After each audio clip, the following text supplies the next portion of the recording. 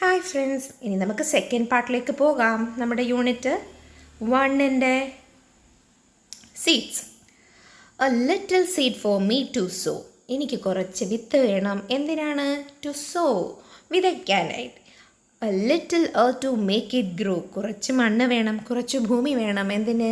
അതിന് വളരാനായിട്ട്. A little hole, a little pat. ഒരു ചെറിയ കുഴി കുഴിക്കണം മണ്ണിൽ. എ ലിറ്റിൽ പാറ്റ്, പയ്യെ ഒന്ന് തൊടണം. A little wish and that is that. അതിനെ പയ്യെ ഒന്ന് തലോടണം. പിന്നെ ഒരാഗ്രഹം, ഇതൊന്ന് വളർന്നു വരണം എന്നൊരാഗ്രഹം. A little sun, a little shower. കുറച്ച് സൂര്യൻ്റെ വെളിച്ചം, കുറച്ച് മഴ. A little while and then a flower. കുറച്ച് സമയം കഴിയുമ്പോൾ അതിൽ പൂക്കളുണ്ടാവും.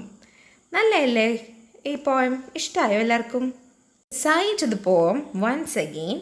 Identify the rhyming words in the poem.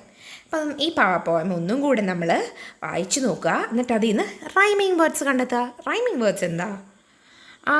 The words which have similar end sounds. അതായത് അവസാനം വരുമ്പം സെയിം ആയിട്ടുള്ള സൗണ്ട് വരുന്നതിനെയാണ് റൈമിങ് വേർഡ്സ് എന്ന് പറഞ്ഞത്. ഓക്കെ, എന്തൊക്കെയായിരിക്കും റൈമിങ് വേർഡ്സ് നോക്കാം. A little seed for me to sow, a little to make it grow. അപ്പോൾ നോക്കിക്കേ, സോ ഗ്രോ, രണ്ടിൻ്റെയും എൻഡിങ് സൗണ്ട് സെയിം അല്ലേ? So grow. A little hole, a little pat, a little vision, that is that. Pat, that. A little sun, a little shower, a little while and wind, then a flower. Shower, flower. Okay, നമുക്കിത് ടെക്സ്റ്റ് ബുക്കിലേക്ക് എടുത്തെഴുതാം. So grow, pat, that, shower, flower. What are the things needed for a seed to grow? ഒരു വിത്ത് മുളയ്ക്കണമെങ്കിൽ എന്തൊക്കെ ആവശ്യമുണ്ട്? Complete the word web. 1 is done for you. ഇതാ താഴെ കൊടുത്തേക്കുന്നുണ്ടോ? ഒരു വട്ടത്തിൽ സീഡ് എന്ന് എഴുതിയിട്ടുണ്ട്. സീഡ് മുളയ്ക്കാനായിട്ട് സൺലൈറ്റ് ആവശ്യമാണെന്ന് എഴുതിയിട്ടുണ്ട്. ബാക്കി 3 ഏതൊക്കെയാണ് പറഞ്ഞേ? സോയിൽ വേണം, വാട്ടർ വേണം, മാനുവർ വേണം അല്ലേ? മണ്ണ് വേണം, വെള്ളം വേണം, വളം വേണം. Activities. Activity 1. The child who grows the biggest, healthiest plant will become the prince or the princess. ഏത് കുട്ടിയാണോ ഏറ്റവും വലുതായ, ഏറ്റവും ഹെൽത്തി ആയിട്ടുള്ള, നല്ല ആരോഗ്യമുള്ള ചെടി കിളിപ്പിക്കുന്നത് അവരാരാകുമെന്നാണ് പറഞ്ഞ കഥയിൽ? രാജകുമാരനോ രാജകുമാരിയോ ആകും. The king ordered his men to prepare a notice for this announcement. കൊട്ടാരത്തിലെ ഉദ്യോഗസ്ഥരോട് രാജാവ് പറഞ്ഞു, ഇതിനു വേണ്ടി നിങ്ങളൊരു നോട്ടീസ് അടിച്ചിറക്കാൻ പറഞ്ഞു. ഒരറിയിപ്പ്. കഴിഞ്ഞ പ്രാവശ്യം നമ്മൾ മലയാളത്തിൽ അറിയിപ്പ് എഴുതത്തില്ലായിരുന്നു, അതുപോലെ ഇംഗ്ലീഷിലുള്ളതാണ് ഒരു നോട്ടീസ് അടിച്ചിറക്കണം എന്ന് പറയും. Help them draft it. അങ്ങനെ ഒരു നോട്ടീസ് അടിക്കാൻ നമുക്ക് അവരെ ഒന്ന് ഹെൽപ്പ് ചെയ്യാം. നോട്ടീസ് എപ്പോഴും ഇതുപോലെ ഒരു ബോക്സിനകത്താണ് എഴുതുന്നത്. അതിൻ്റെ ഏറ്റവും മുകളിൽ നോട്ടീസ് എന്ന് എഴുതും. ആദ്യം നമുക്കതിനൊരു തലക്കെട്ട് കൊടുക്കാം, ഒരു ഹെഡിങ്. എന്തിനു വേണ്ടിയിട്ടുള്ള ടെസ്റ്റാണ്? എന്താണ് കാര്യം? Test for selection. Crown prince, കിരീടാവകാശിയെ സെലക്ട് ചെയ്യാനുള്ള ടെസ്റ്റ്. പിന്നീട് ഇത് എഴുതുന്ന സ്ഥലം എവിടെയാണെന്ന് ആണ് കൊടുക്കുക. അത് റൈറ്റ് സൈഡിലായിട്ട് പാലസ് ഓഫ് ഗാന്ധാര, ഡേറ്റും. എവിടെ നിന്നാണ് ഈ സെലക്ഷൻ ടെസ്റ്റിനുള്ള നോട്ടീസ് വരുന്നത്? ഗാന്ധാര, പാലസ് ഓഫ് ഗാന്ധാര കൊട്ടാരത്തിൽ നിന്നും ഇന്ന ഡേറ്റിലുള്ള ഒരറിയിപ്പാണ് ഇതെന്നാണ് ഇതിൻ്റെ അർത്ഥം. ഇനി ഡിയർ പീപ്പിൾ, ആർക്കാണ്? നാട്ടുകാർ, പ്രിയപ്പെട്ട നാട്ടുകാരെ.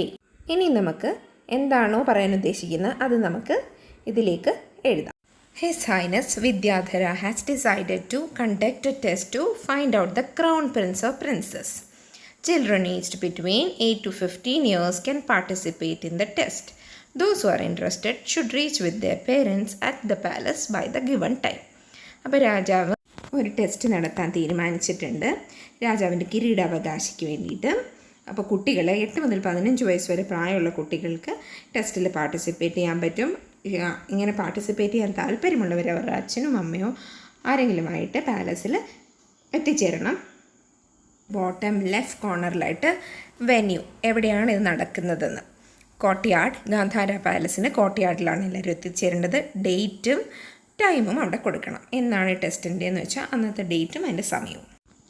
റൈറ്റ് കോർണറിൽ ആരാണോ ഈ അറിയിപ്പ് എഴുതിയേക്കുന്ന അവരുടെ സൈനും ഒപ്പും വേണം. സിഗ്നേച്ചറും ഇവിടെ മന്ത്രി ആയതുകൊണ്ട് മന്ത്രി പുറപ്പെടുവിച്ചതായതുകൊണ്ട് സൈനും മന്ത്രിയുടേതായിരിക്കും. Activity 2. He saw children walking to the palace dressed in their best clothes. They all held well-grown plants. Pingala stood watching them sadly. ടെക്സ്റ്റിൽ കുറച്ച് പോയിൻറ്റ്സ് ആണ് അല്ലേ, കുറച്ച് സെൻറ്റൻസ് ആണ്. എന്താണ്? He saw children walking to the palace. ആരായിരിക്കും?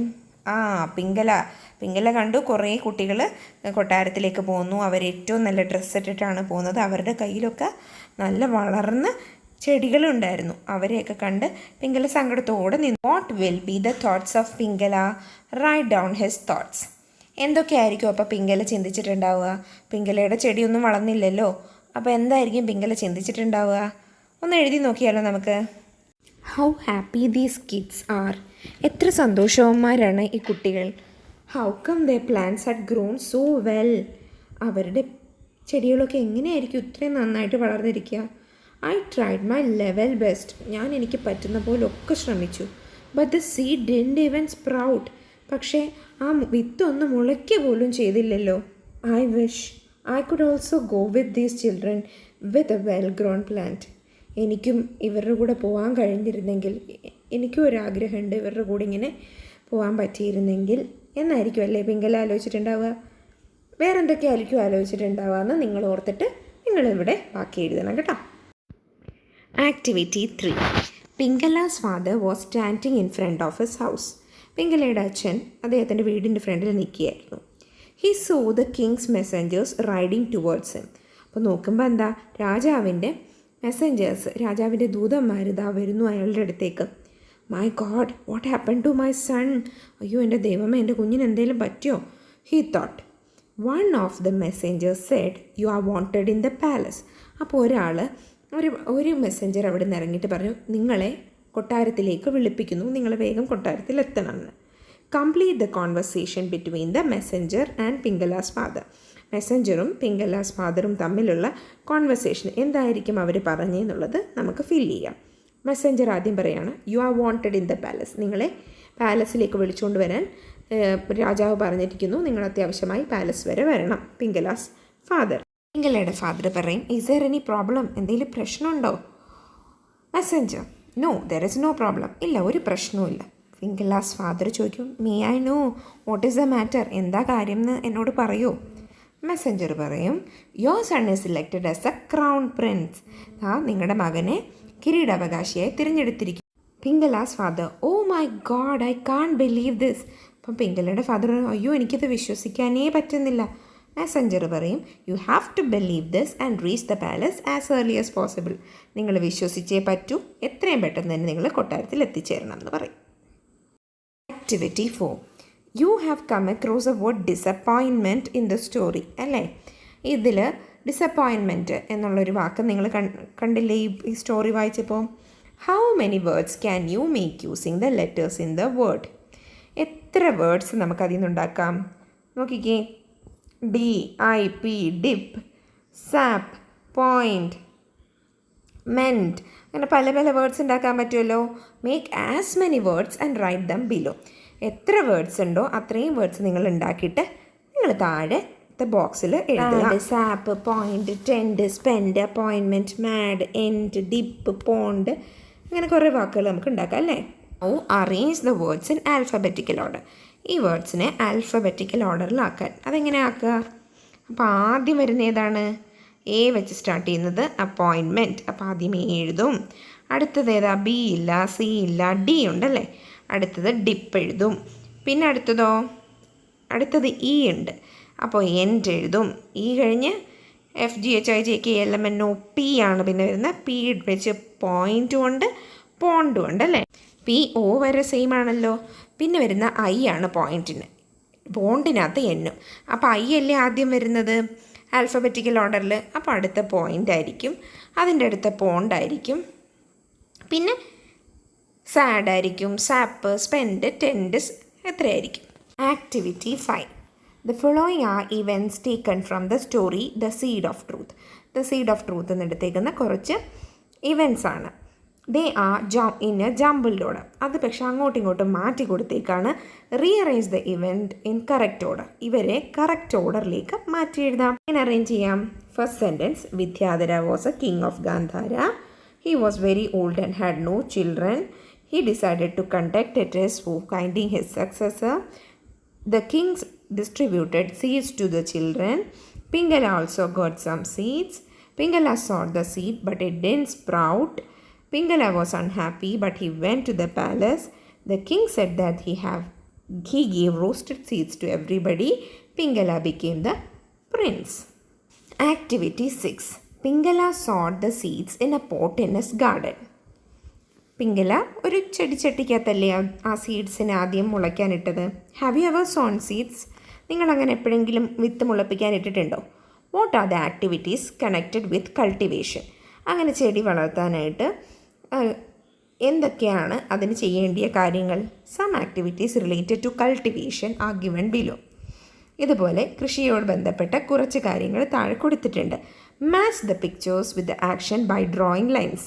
Lines വരച്ചിട്ട് ആ പിക്ചേഴ്സിനെയും ആക്ഷൻസിനെയും തമ്മിൽ ചേർക്കുക. ആദ്യത്തെ പിക്ചറിൽ ഡിഗിങ് കുഴിക്കുന്നു, രണ്ടാമത്തതോ സോയിങ് വിതയ്ക്കുന്നു, മൂന്നാമത്തത് പ്ലാന്റിങ് ചെടി പറിച്ചു നടുന്നു.